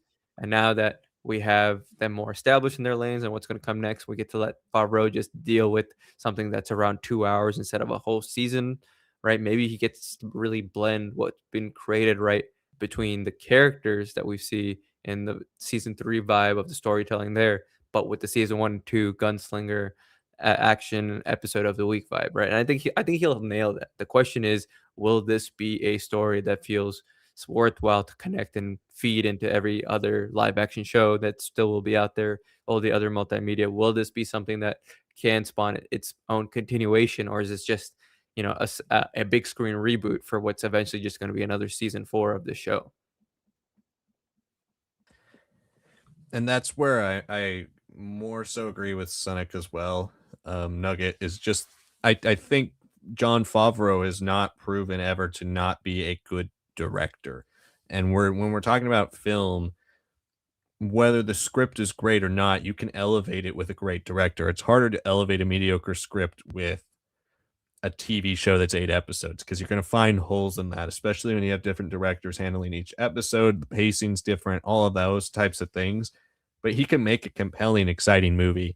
I'm not sure exactly what your expectations for The Mandalorian and Grogu are, Nugget, but for me, I'm just hoping this movie's like a or 7 out of 10. Like, I don't need this to be a masterpiece, and I don't think it will be. I'm trying to keep my expectations pretty flat for this despite the marketing. Like when they announced it, that's where my expectations have kind of been because I just think that this movie is going to be safe no matter what, but it is going to be in those smaller details where we can really see if John Favreau has ideas for the future of the franchise or the future of Mandalorian moving forward. So I think it remains to be seen ultimately, but I don't think this is a guaranteed profit movie. I really don't. I think maybe when they announced it, they felt like it was, but now 3 years removed from season three, this is Mandalorian is as unrelevant as it's ever been. I would say nobody really talks about Mandalorian anymore when it comes to the standard of Star Wars TV that has now passed to Andor. And when we talked about Mandalorian recently, it has mostly been in a negative way. It feels like either from the marketing of this film or from season three. So it's been a long time, 6 years since that finale of season two, when we all, were going crazy over seeing Luke Skywalker. It's a long, long wait to now get maybe our next great piece of Mandalorian content. But I do think Mandalorian is beloved enough overall. The characters are beloved enough to where if you had something that was great, it would be like kindling to the fire to bring back the Mandalorian franchise. But will it be a movie? That remains to be seen based on the box office. Let's see. Next one is Thomas, who says, we were disappointed. How could we have gotten a trailer already? Or how could we not have gotten a trailer already? I'm so scared this is going to fail at the box office. Yeah, I mean, I am with you. Personally, I don't take much stake in whether movies do well at the box office or not. Like, I don't really care, but I care more so for this project just because I want more Star Wars in theaters. Now, I already feel like they're pretty committed to that, so I don't think everything for the future of Star Wars in theaters it rests on the shoulder of the Mandalorian and Grogu. But if you're somebody who really wants to see more Mandalorian in theaters, then yes, we should have a big stake in this film, and I'm very scared that they just don't have any faith in it. It really does feel like their approach right now is we don't think it's going to do well, but let's be pleasantly surprised. And I don't know if that's necessarily the best approach because I think if they thought it was amazing, they'd be marketing it. I think if they thought it was going to make a lot of money or had a chance at making 6 or 7 or $800 million, they'd be marketing it. I think they are hoping this is a kind of a Captain America Brave New World, a 300-ish to 400-ish million dollar movie, and they'll be pretty happy with that. Solo made 392. So Solo was a huge flop because of the budget. If Mandalorian makes 392, I think they'll be overall fairly satisfied. But I don't know if that guarantees a sequel. So that's where it is a kind of an interesting conversation. Then Thomas also says, "What do you guys think is going to happen with Star Wars movies if this does as badly as Solo?" And again, I don't think this has any real impact on the future of Star Wars film. I think it just has an impact on the future of Mandalorian films. But I also feel like they, even if it makes 390 million, could still greenlight a sequel because it just doesn't seem like they have faith in this movie enough to devote marketing. Sometimes studios just feel like, hey, this movie's not going to be good enough. It's not going to make a lot of money. Let's throw it out there and see how much it makes. And it does feel like they're taking that approach with Mandalorian. Now that sounds a little more pessimistic than it ultimately will be. Obviously, they will market this at some point, but it just seems like they're taking the approach of let's not market this for 6 months, let's not market this for a year, let's market this for 2 months and see how well we can do with kind of a short, inexpensive blitz campaign and see if we can get any type of viral movement, see if we can get any type of fan support to push this thing on rather than us having to do the legwork. And that kind of feels like what the Mandalorian and Grogu has been all along, which is just kind of a stopgap, a way to get something in the theaters, a way to get something going, and they'll take it for what it is when they make money. But they're obviously fingers crossed for them that they do well enough to warrant future releases. Yeah, yeah. I mean, it's tough right now where things are with the trailer not having been out, a TV spot that just doesn't seem to have clicked with anybody in such a significant way for it of like, yeah, I'm excited, right? So yeah, we talked about it a lot earlier in the stream, so you can rewind back or just see other people's comments that we've been mostly agreeing with. But I don't know if it'll fail, right? Like Liam said, and like others have said, it's a low enough budget. I don't care too much personally as long as it's a good story and people are well like it's well received as a whole, right? Like this is what gets people to go feel excited.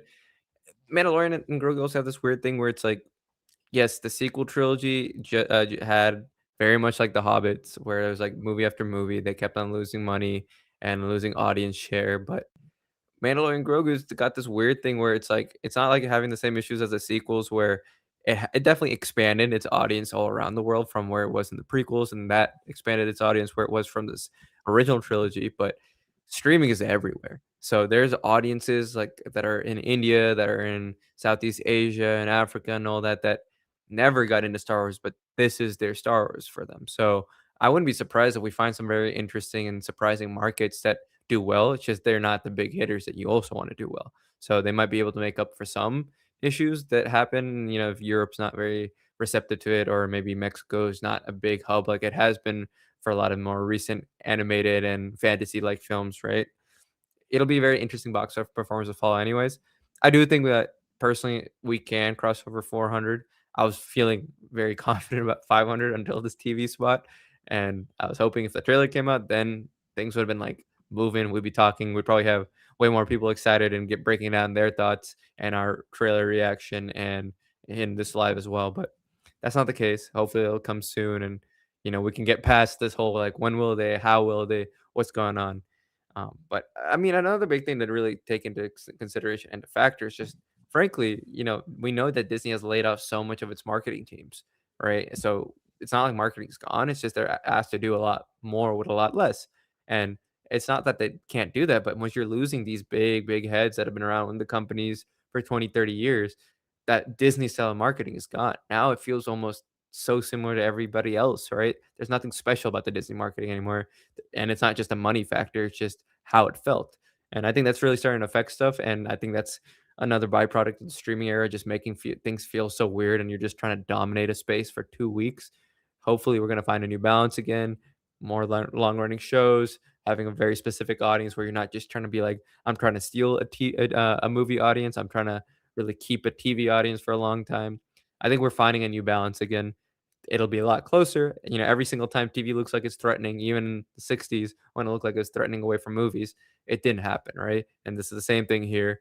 The gap gets more blurred for sure, but both of them have their own rules and they can coexist, and they can have franchises like Star Wars that can jump in between and have fun and hopefully do something like a Star Trek First Contact, where there are story elements, there are plot points, there are developments in this film that maybe if we don't get a full on trilogy of movies, at least everybody else is affected by it in the Mandoverse at this point. And that I think is going to be the more important thing for me, that this doesn't just feel like, oh, they just converted some fun adventure storyline to the movies like Moana 2 was converted to the movies just because they needed money. They made this because they saw an opportunity that could jumpstart everything else, that could be a soft reset point for everybody else to jump into the Mandoverse if they haven't already, or if they fell off after season 1 and season 2.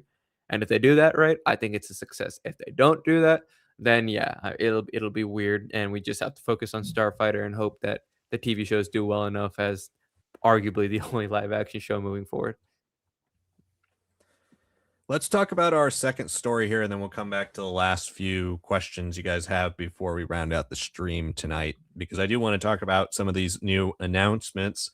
So, we did get the announcement that we are getting 3 new Star Wars book related projects. The first one tying into what we've been talking about most of the stream, the Mandalorian and Grogu Jr. novel.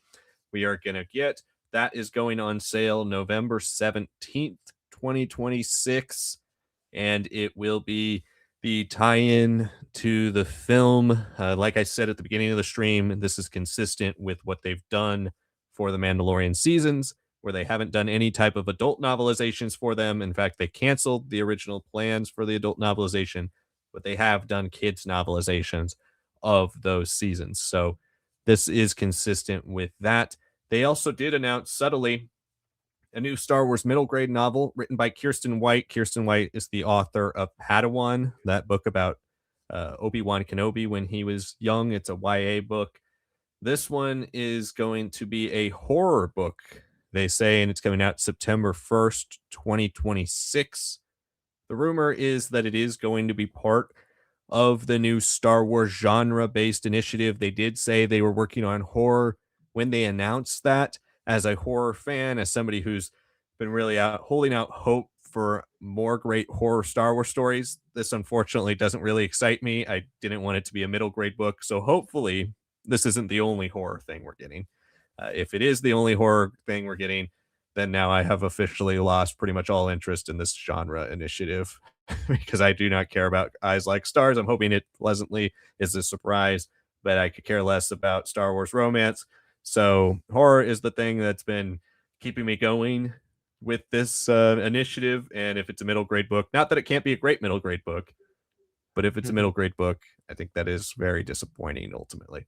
But the synopsis for that is: haunted by an evil presence, a young girl tries to solve a nightmarish mystery. Is her boogeyman a Sith or something darker? Horror readers and Star Wars fans of all ages will thrill to this fright-filled middle grade novel. Then we got one more kind of horror-ish announcement. Coming April 30th, we have Star Wars Terror on Mustafar, which is going to be our 5th Audible original.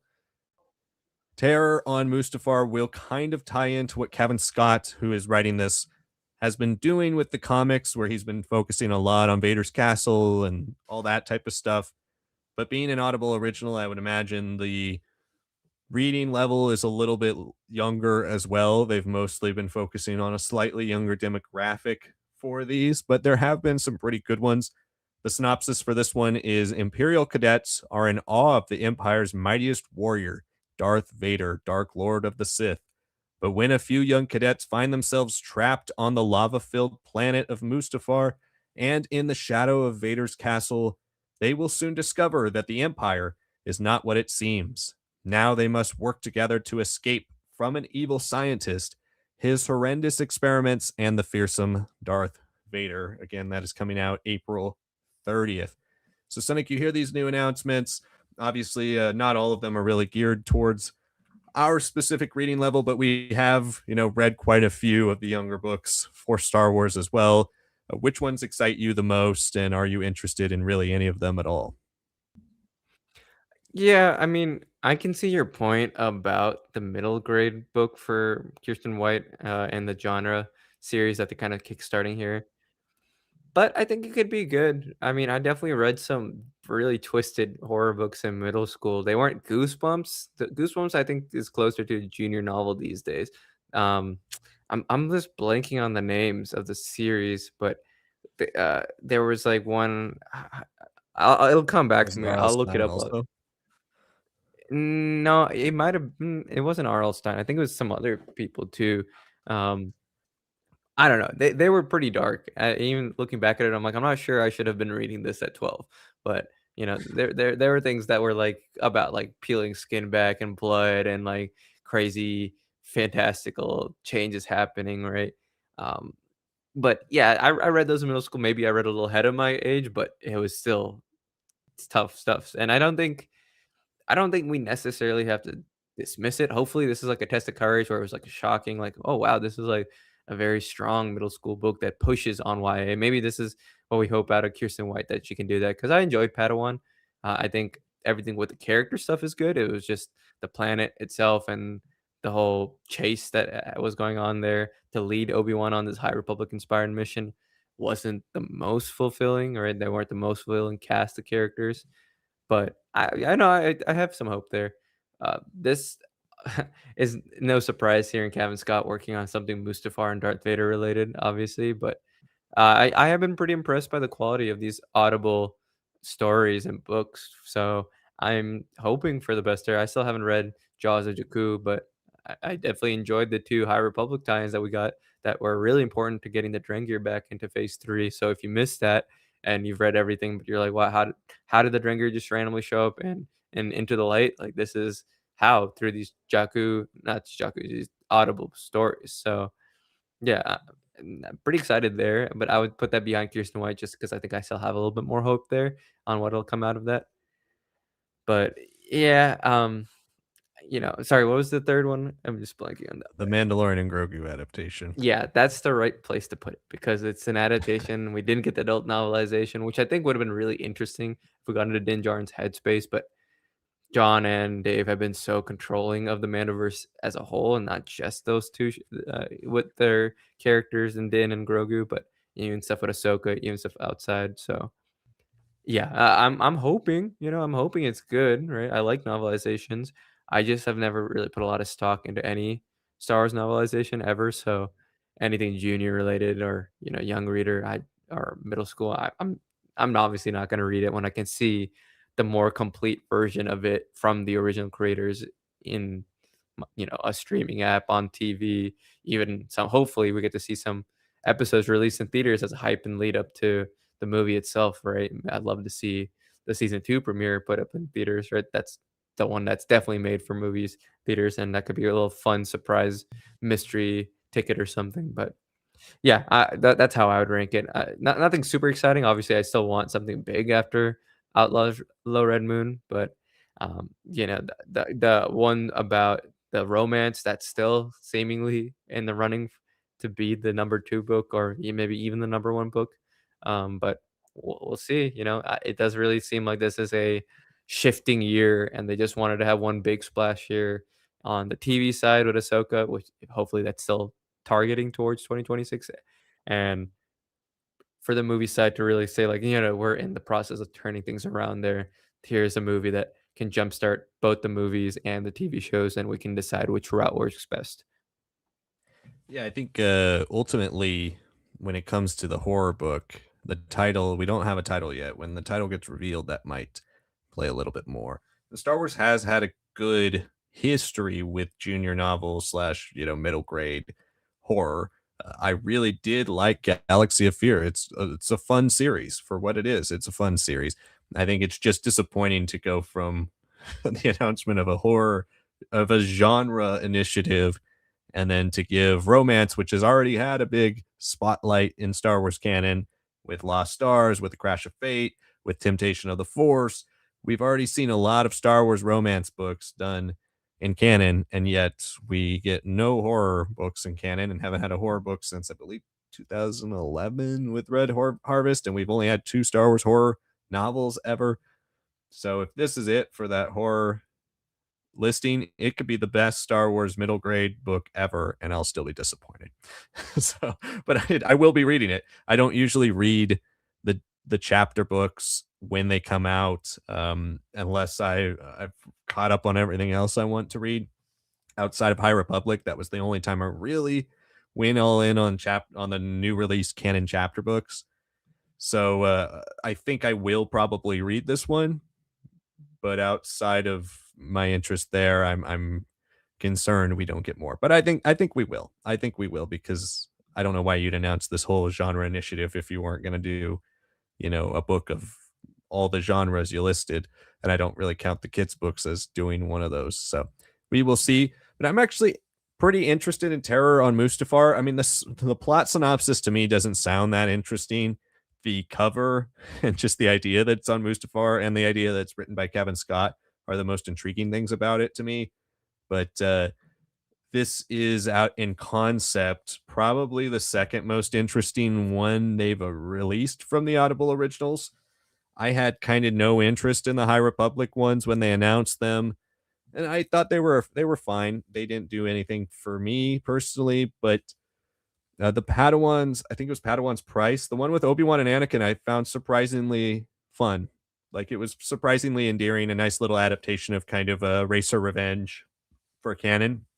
And I thought they did a pretty good job with that. So if this can kind of be in between those two or closer to that one, I would be pretty happy overall with that. I still haven't checked out the Ray one either. But yeah, I'm glad they're still doing these because as somebody who is subscribed to Audible, it is nice to have this type of content, especially in the world of Star Wars, that keeps you engaged and keeps you wanting to use the service. So excited to check them out. But what do you guys think? Let us know if you're excited for any of these in the chat. All right, let's take a few more comments and then we're going to wrap up our stream here tonight. So, again, if you have anything else you'd like to send to the chat, send it in. We will try to get to as many as possible. If you send in a super chat, guarantees your question on the stream tonight. You can also join our Patreon or YouTube membership programs where if you're of a certain tier, you get priority chat access. So check out those services. So I think we got to scroll back up to the top here. I believe we left off on when we cycled back through the third question from Brandon, who said, since Josh tomorrow will be Disney's new CEO, do you think he could bring back Tron Uprising for a final season on Disney Plus since Tron is retiring from movie theaters? Tron as a franchise hasn't been successful for Disney compared to Star Wars and Marvel, but Tron Uprising was a pretty good sequel or prequel, bridging events between the OG Tron and Tron Legacy. Personally, I don't have much knowledge of Tron. I still haven't seen Tron Ares. I've never watched any Tron Uprising, so I really don't know whether he'll bring it back or not. I'm sure that if they want to keep the franchise alive, and that is one of the more hyped up, at least from a fan perspective, pieces of Tron, and they see maybe a streaming future for Tron, they could bring it back. But I don't know much about Tron Uprising, so I can't really give you a complete thought there. I know more about it. Have not watched it, but I have watched everything Tron and read some of the comics and stuff.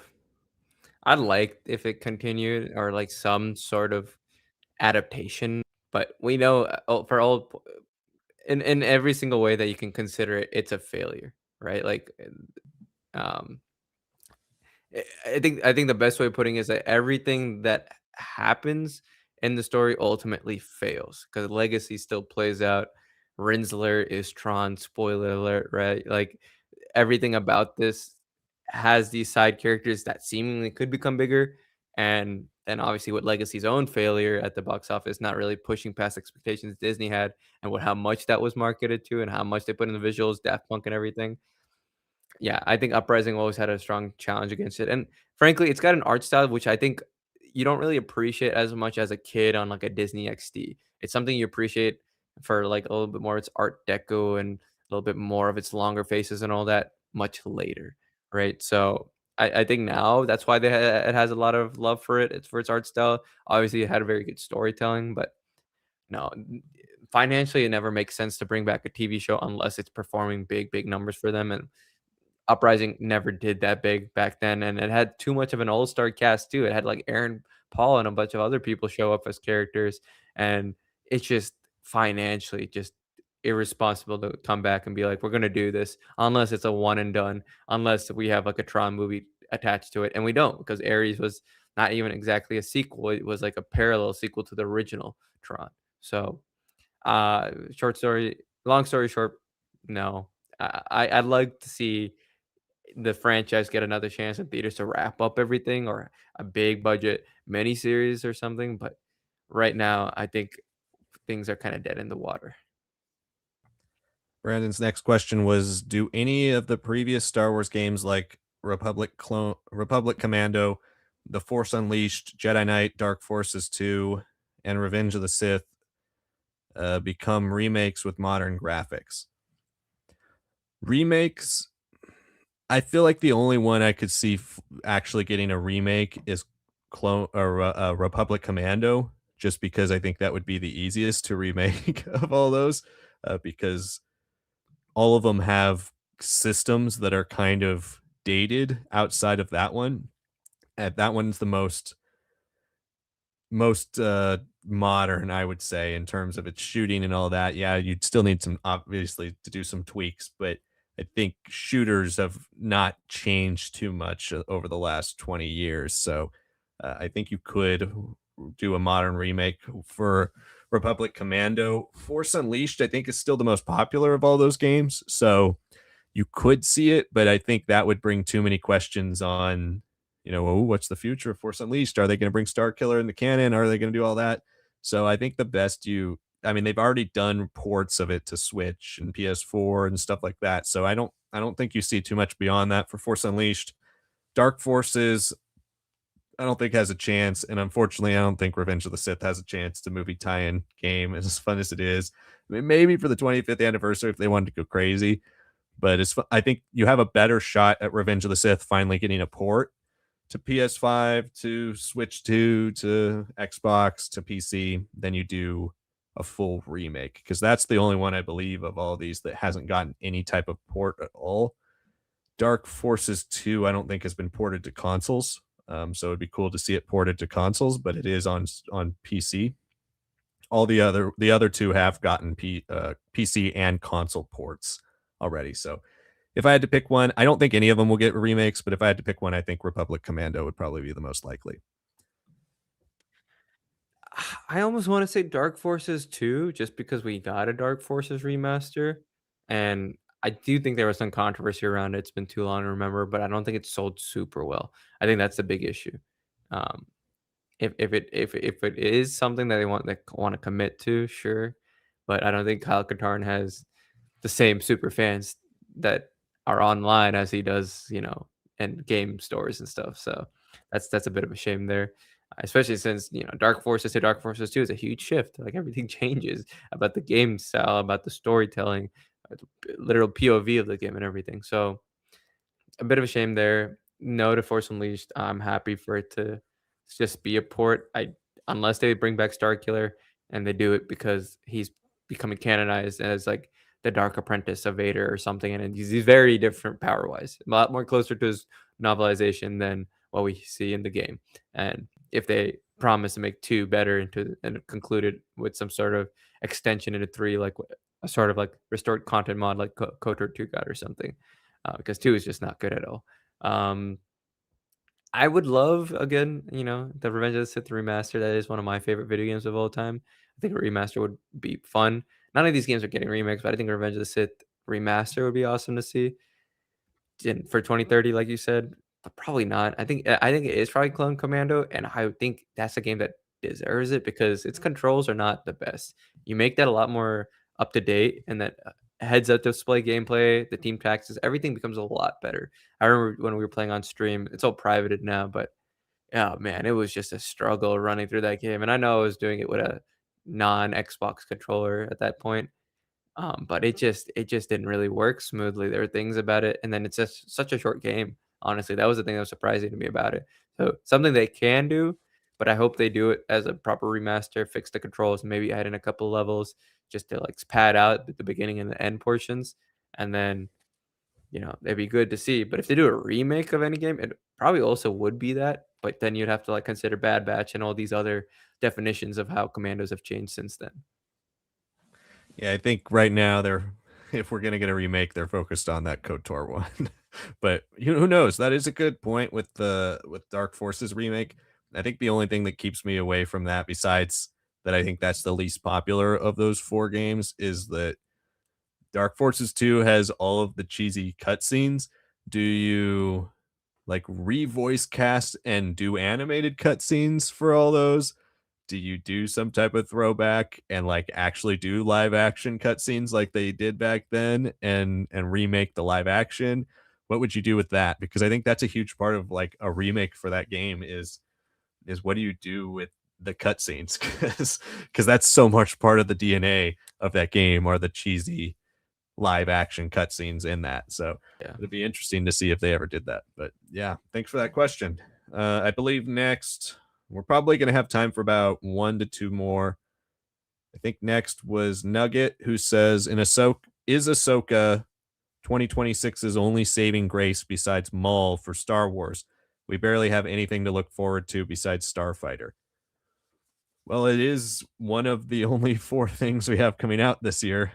So I would say yes. Um, but it depends on how you look at Ahsoka, right? If you're it sounds like you're a fan of Ahsoka. If you're not a fan of Ahsoka, a lot of people are not really looking forward to Ahsoka. I think Maul, out of everything we've seen footage for, including Ahsoka's, concept art leaked trailer, out of everything we've seen footage of, Maul to me looks the best. I'm the most confident that Maul will be really good. Ahsoka, I have the most excitement for just because of the characters involved, of what the implications are for the grander story, all that type of stuff. I'm more excited for Ahsoka than I am overall for Maul. And when we did our most anticipated of the year, I said Ahsoka was my number one. I'd still hold to that, but I do think that I have a lot more nervousness about Ahsoka season 2 than I do Maul Shadow Lord. So right now I have a lot more built up excitement for Maul. But I think we are underselling Visions. Like I know Ninth Jedi is not going to be nearly as popular as the other 3 releases of the year, but I, as a fan of anime, as a fan of Visions Volume 3 and Volume 1, I am really excited to see where that goes. I'm hoping it's just at least pretty good. I'm hoping overall it's a higher quality than Visions has been as a season, and that we do get multiple seasons out of it. So I'm looking forward to that. But in terms of like, I'm not 100% sure what you mean by saving grace. Like, will there be any releases this year that change how people feel about Star Wars' mediocrity over the last 4 or 5 years? Probably not. I think the only way that really changes is if Mandalorian is actually phenomenal, and not only phenomenal, makes a lot of money and everybody goes and sees it. Like, that's to me the only way we truly change the narrative around Star Wars over the last few years. I think Starfighter will be our most likely thing to do that with how high profile it is. But I do think, regardless, even if we get a really solid season of Ahsoka, even if we get a great season of Maul, even if we get a pretty good Mandalorian and Grogu movie, and even if we get a great Ninth Jedi show, I don't think any of those releases are going to be high profile enough to put Star Wars back in the conversation of something like the anticipation that it had prior to the sequels ending and prior to COVID. I think we're going to have to wait for Starfighter and whatever comes after that that kind of looks like it's going forward with a mainline through line story that the audience is generally excited for. I think that's going to be our best way for Star Wars to become a massive theatrical brand again. Yeah, I don't saving grace might be, I guess, from your perspective, maybe a feeling of like there's not a lot going on this year, and therefore whatever has to happen, it has to be a big swing. I just treat this as a transition year. I don't really treat this as like, oh, this has to be a big year because we didn't get a lot in the second half. Like Liam said, I am also excited for Visions. You know, I know it's not really canon per se. I just want to see what we do here, what's different. And this is a whole year of things being different. Man, Ahsoka will be the face of Mandoverse. This will be the year that we have Mandalorian hopefully become a cinematic franchise, and then Maul Shadow Lord. Like, is this going to be changing how we see animation shows? Are we only going to get like 2 seasons of shows and then they move on to the next thing? So they're hyper focused on these characters. They don't have any fluff. We don't jump between arcs. I don't know. I think that's a smart strategy there. This is a year of trying things. That's how I look at it. And Ahsoka is the only really carryover from that old way of doing things. And hopefully it's not, because I hope it, like, everything about it, switching to Pinewood, less volume, means that we're going to see like an internal revolution to how we see a lot of these live action shows, and hopefully the whole Mandoverse moving forward. Maybe we see a lot of stuff like this purity in Mandalorian and Grogu, and it's not just Ahsoka. It's just now we're going to see how it changes, how it scales depending on the production. So I'm excited for that. But yeah, that's how I look at it. All right, I think this is going to be the last question of the night, and if unless somebody wants to send in a super chat, that will get on the show for sure. But I think our last question for now is going to be Brandon's, who says, "Do you think CGI from past movies like Pirates of the Caribbean, Transformers, Tron Legacy, and Avatar has aged better than current CGI now in MCU and DC movies?" It's an interesting question. I mean, I think you see the steps back then, right? You see the graduation and the changes. I mean, just look at the Star Wars prequels. Like, you see the growth and evolution of CGI just in the 6 years between releases of those movies. I don't think you see as many changes today. You don't see as many revolutions. And so when you see bad CGI, it really stands out because we've seen greatness and we've seen older things do better and age better than newer things. And so I think when you look at the modern DC Marvel movies, yes, it is in a way um a little more dated. It's not as revolutionary, and it is a lot easier to pick out. But I don't know if I would say it's like, what was the word you used? Saving Will it grace. age better? I don't Uh, know if it will age.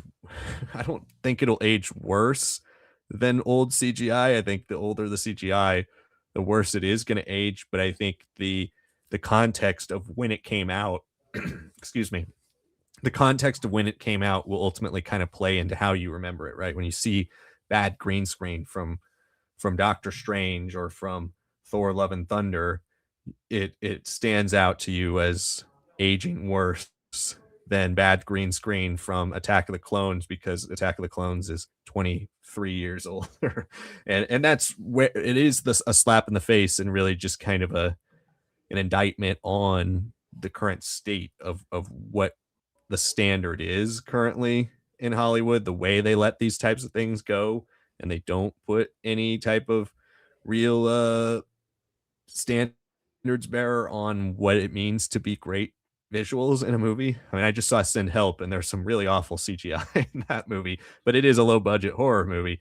I mean, you would expect a little bit more standard from an MCU film. So anyway, that's kind of a circular answer to say that I think those movies will age better just because we'll have the context of when they were made and how impressive it is for that time compared to what we still see that's bad now. But the good CGI from today will, of course, age better than the good CGI from 20 years ago. Yeah, I mean, the best way of looking at it is that we know that people who were in that real CGI revolution, thanks to George Lucas and everything, everybody else was picking up on the tools that ILM had been developing for years and years. So the best that and anytime you see those comparisons, like we see with Davy Jones and all that, people are like, "Oh man, CGI is so much worse now." It's not that it's worse. It's just once they reach that level, they're like, "Okay, now everybody wants to do that level." Once everyone reached that level, it's like, "Okay, we want to do it faster, quicker." And for a while, you can do that, but once every film starts going away from the idea of CGI being incorporated in its filmmaking process to CGI is the ground floor, fix it in post, edit and change films like in post production, not just like a couple of reshoots. That's what changed things. That's what made things a lot more difficult, a lot more unbearable for audiences is once you start seeing these mistakes because it's like, well, we've seen the best of the best, but not everything is done by the best of the best anymore. A lot of it's outsourced, just like any job now gets outsourced in a kind of a way. Same thing has happened here and outsourced with shorter timelines, less expertise. That's what it is. And if you really want to see films get better again, it wasn't a bad idea from JJ saying like everything's being practical again. There's way more CGI shots in Force Awakens than we saw in '05 and Revenge of the Sith. But because we had so much practicality, whatever we got to see had a lot of time spent on it, a lot of his work done. That's why even if you don't love some of the visual language of the film, its CGI has aged phenomenally. Right. So 10 years on, it looks as better, if not better, than most of the stuff we're seeing on streaming now and other movies like the MCU films that have come out post COVID. And everything is always like a year behind when it comes to CGI timelines. There until recently, they were like 3, 4, 5 years behind because of COVID. Like people forget you can't just bring home a supercomputer and work on this graphics work. Like you have to be there in office. It's not like other things where you can edit on the fly. Making actual graphics lot harder than people assume, and you don't have that same quality checks that you would have while you're working inside the studio. So not that things are worse now. It's just that we see and become more used to what could be good, what could be bad, and therefore, when we see things, our floor for things is a lot lower, and our ceiling for things is a lot higher. And unfortunately, things are trending towards the floor because things are just so fast and changed all on the fly on the time that these poor artists that are underpaid and working so long, they just don't have the means to really do anything other than a decent enough job. Well, that's going to wrap up our stream tonight, everybody. Thank you so much for joining. Make sure you join us again next Tuesday for more Q&A and whatever stories come out of this next week. Make sure you hit the like button if you haven't. Again, really, really, really does help out our channel to hit the like button. So if you enjoyed the stream, if you joined the chat, make sure you hit the like button, subscribe to the channel. Again, we do this every Tuesday. So if you're interested in this format, the Q&A format, make sure you subscribe. If you're watching on replay, comment below. Let us know what you thought of some of the topics on tonight's stream. Make sure you check out all the other content on the channel. Like I mentioned at the beginning, we did post a reaction to the Mandalorian and Grogu Super Bowl TV spot. You can check that out. We posted our review for Outlaws Low Red Moon. If you're interested in reading that book, it's a non-spoiler review. You can check that out. If you're interested in the Star Wars Legends timeline, the latest episode of that went up about a week and a half ago. You can check that out for The Empire Strikes Back. Keep an eye out on the channel for more content coming out throughout the week, including shorts and videos. Polls are twice a day, every day, if you're interested in voting in your favorite Star Wars characters and the best and worst Star Wars movies and shows, as well as power rankings, TV show ranking or TV season rankings and video game rankings. All that stuff is coming out in the polls. So check all of that out as well. Thanks so much for watching this stream, everybody, and we will see you all next week for more Q&A.